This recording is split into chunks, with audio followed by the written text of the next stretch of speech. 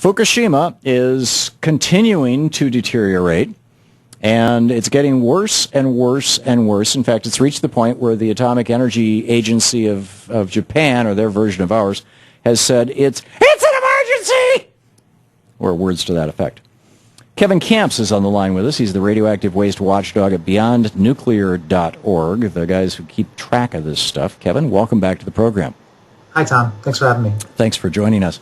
No robotic pigeons here. This is serious stuff. Well, it's as you say, it's an emergency. The groundwater is severely contaminated, and incredibly, the news headlines just keep rolling day after day. We're looking at double-digit % increases in radioactivity levels in the groundwater on a daily basis at this point, and this has really been going on for months now. But now we come to find out, surprise, surprise, that Tokyo Electric wasn't exactly telling the world everything there was to be told. And now there are reports that this leakage has been going on to a greater or lesser extent for 2.5 years since the very beginning of the catastrophe. Whoa. So how much, put this in some kind of context, how much radioactive cesium does it take to cause how many cases of cancer, and how much cesium, just to pick one element, or pick whatever you want, has been emitted, has been dumped into the Pacific Ocean?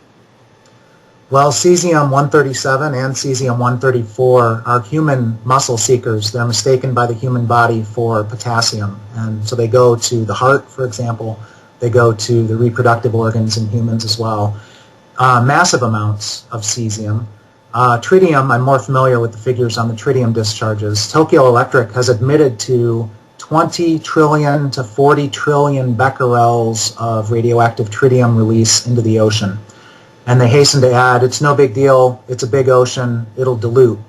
What they leave out is the bioconcentration factor, which means once it gets into the food chain, it concentrates up the food chain. Some of the most recent articles out of the likes of The Guardian in London is about the tragedy, to put it mildly, visited upon the Fukushima fishing fleets, which are, some of these fishermen, their families have been fishing since time immemorial, and it's over for them. I mean, they're making money by still cleaning up tsunami debris, and they get some kind of a token payment from the national government for what they've lost because of this Fukushima Daiichi nuclear catastrophe.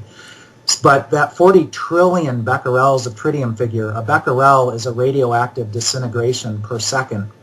What that means is 40 trillion radioactive disintegrations per second, per second, per second, and that's going to go on in the case of tritium for 240 years is a good figure to use, because that's how long it'll be hazardous in the environment. And the body treats tritium how? Tritium is radioactive hydrogen and can go anywhere in the human body that hydrogen goes, which is everywhere, right down to the DNA molecule. And the nuclear establishment worldwide, which is more of a nuclear mafia, if you want my opinion, will say tritium's not a big deal. It simply passes through the human body quite rapidly, and then it's gone. Well, that's not true. There's a phenomenon called organically bound tritium, where it can stick around for a good long time in your body. Right. And they also, in their deceptions and half-truths, will say that tritium is a relatively weak emitter of beta radiation. Well, it's all relative, isn't it? When you're in a DNA molecule, a relatively weak beta emission will be like a small little hand grenade in your DNA molecule. And that's where the cancers start, that's where the birth defects start, that's where the genetic damage starts. So what's the fate and future of Fukushima, first of all? Well, we've been talking, you and I, for 2.5 years about the danger of Fukushima Daiichi Unit Number 4 simply collapsing. It's so damaged from the explosion. And there's some 200 tons of irradiated nuclear fuel in that storage pool. In the context of what's going on now with this groundwater flooding of the site, because one of their mitigation measures, which is pretty not very well thought out, was building a seawall by freezing the ground. And guess what? The groundwater is piling up behind the seawall. It's actually overtopping the seawall at the rate of 300 tons per day that's flowing into the ocean, radioactive water. But by backing up the water under the entire site, they are turning the ground into quicksand, and that's causing less stability, more instability. And there are structural engineers and nuclear engineers warning that may be the final straw that's needed to topple not only Unit 4, but perhaps some of those other destroyed units with their... Oh, go ahead. With their high-level radioactive waste stored in pools 50 feet up in the air. Yeah, the 50 feet up in the air, when you said, Unit 4 has all this radioactive material in their pool and they're concerned that number 4 is going to collapse, a lot of people, they hear pool, they think hole in the ground, they may think it's going to collapse on top of it. Wouldn't that be nice? It'll just cover it up. No, the pool is actually, 5 stories up, 10 stories up, something like that? Yes, it was designed that way for ease of removing nuclear fuel from the operating reactor core into the high-level radioactive waste storage pool. But the situation is they can't support a crane to lift 100-ton loads of irradiated fuel in transfer casks. That's the radiation shielding out of the pool and onto the ground. That's why they're stuck. They can't get the waste out. Senator Wyden, back in April of 2012, visited Fukushima Daiichi, put on a radiation protection suit, toured the site, and came back to the United States, called on the U.S. government at the highest levels to get over there and deploy the full resources of the U.S. government.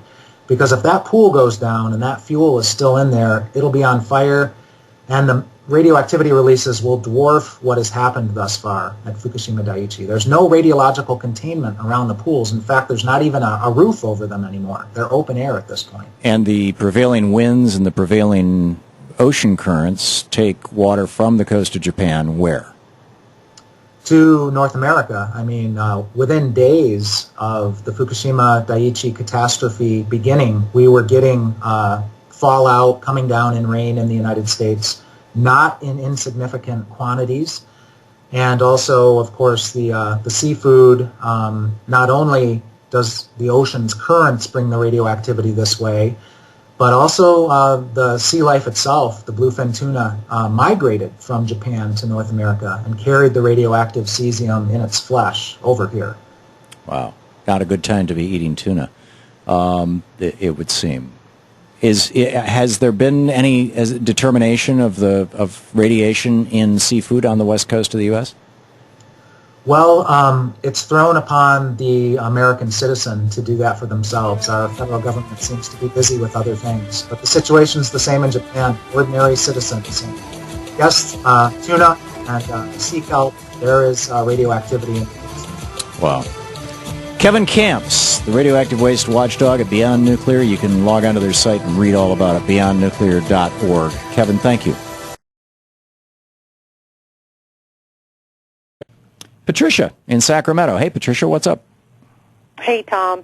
The other day I called Senator Boxer's office because she is the chair of the Environmental Committee, and I had asked them about this, the news articles I've been reading about Fukushima, and they had referred me to the Nuclear Regulatory Committee. That's right, Commission, the NRC. Yeah, Commission, sorry. And I don't remember the name of the gentleman I spoke to, but I told him, I said, I'm a member of the public, and I just wanted to know, I'm concerned about this and how this will affect us, and I asked him, what are you doing to ensure, because this is not just about Japan, this is going to affect everybody. Right.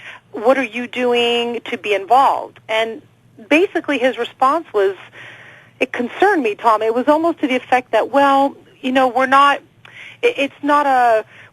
seeing this as a problem, but because the Pacific Ocean is so vast that this radioactive material would be, it made it sound like it would be so minuscule that it wouldn't even affect us. Right. That this is more of a concern for Japan. This is not a concern for the U.S. or any other surrounding areas. If you're talking about swimming in the water, going to the beach in Santa Monica, he's right.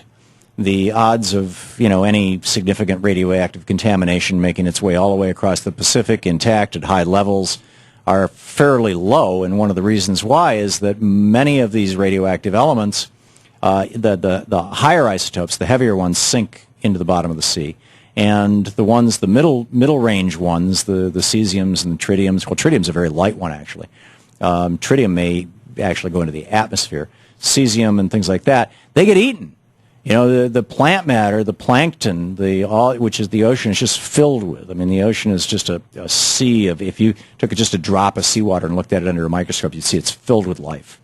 And all this life in the ocean, they are just woofing up these radioactive elements because the radioactive elements mimic other elements. As Kevin pointed out, radioactive cesium, the body thinks that it's potassium. Potassium is essential to every muscle in our body, particularly our hearts, and so it takes it up as if it was potassium. I'm forgetting the one that the body thinks is calcium, but there's another one that the body thinks is calcium, and it takes it up and puts it in your bones, and on and on and on. So the plankton, the plant matter within 2, 3, 4, 500 miles of Japan is heavily contaminated with this stuff. That plant matter then gets eaten by small fish. The small fish get eaten by medium-sized fish. The medium-sized fish get eaten by big fish. The big fish then get eaten by us. That's called bioaccumulation. And so what is happening is that the radiation from an area that could be several square miles or cubic miles in the case of the ocean, gets absorbed by the plant matter, which then gets eaten by a whole bunch of fish. But ultimately, one tuna or one large fish could have several miles worth of Fukushima, water radiation that started out very dilute. And my concern, and I guess the NRC is passing the buck on this because they're saying, well, this should be the USDA or something, or maybe the states. But my concern is the food supply. And I went out and bought a Geiger counter. When we lived in Germany, we moved there the week after Chernobyl melted down back in '86. And I used to walk through the supermarket with a Geiger counter, and which always embarrassed my wife and got dirty stares from the people in the supermarket. But you'd be walking along and it would go tick, tick, tick, tick, tick, tick, tick. And then as I passed the mushrooms, it would go brrrr, like that, because mushrooms just absorb cesium like there's no tomorrow. And the milk would set it off. I mean, it was pretty amazing. And I have one here, and I've tried to take it out to restaurants before, but Louise won't go with me if I take my Geiger counter. Well, I was going to ask you something very quickly, Tom. Do you remember when the incident, several months after Fukushima initially happened, wasn't there a place, I don't know if it was Berkeley or some area where the scientists were studying the levels of radioactive material in the milk? Yeah, they were looking at iodine. Yeah, they were looking at iodine, radioactive iodine, and it was showing up. And iodine, of course, is being transported by the wind and the rain, and because it comes across as in a gaseous form. And it has a relatively short half-life, but it looks like these things are still emitting this stuff continuously. So if I lived on the West Coast, as you do, there are groups of people who are getting together and they're sampling food and they're sampling the air and things like this. And I would find one of those groups. You might want to start at Beyond Nuclear or just ask the folks at beyondnuclear.org who to talk to. And I would also seriously consider investing in a Geiger counter, a fairly sensitive one. They're only $200-300. I mean, I realize that's a lot of money for a lot of people, but it's, if it prevents you from getting cancer. And going out and checking the food. I think this is much more concern. And then the other thing I would do is I would be taking liquid dulse. You can buy at vitaminshop.com. This liquid dulse, Dr. Bragg makes it, and it is it's iodine. It's iodine from red seaweed. Dulse is a red seaweed. And if I lived on the West Coast, I do take it every day anyway. I have for decades, and just a couple of drops. And that way it keeps your thyroid saturated with iodine, so if you're exposed to radioactive iodine, your body doesn't absorb it. And because there's a fair amount of epidemiological stuff that suggests that the wild epidemic of hypo and hyper, but mostly hypothyroidism, among people in their 40s and 50s and 60s in the United States right now is the reason, because Synthroid is the most prescribed drug in America. It's a supplement for the thyroid. And that might be because of the above-ground radioactive tests in the 1940s and 50s, leading to contamination of our milk by radioactive iodine, and that kind of burned up people's thyroids. Making sense, Patricia? Absolutely. I have hypothyroid, so I'm right Bingo. with you on that. So you know what I'm talking about. Okay, Patricia, thank you very much for the call, and good luck. And if you learn anything interesting, give us a shout. Let us know.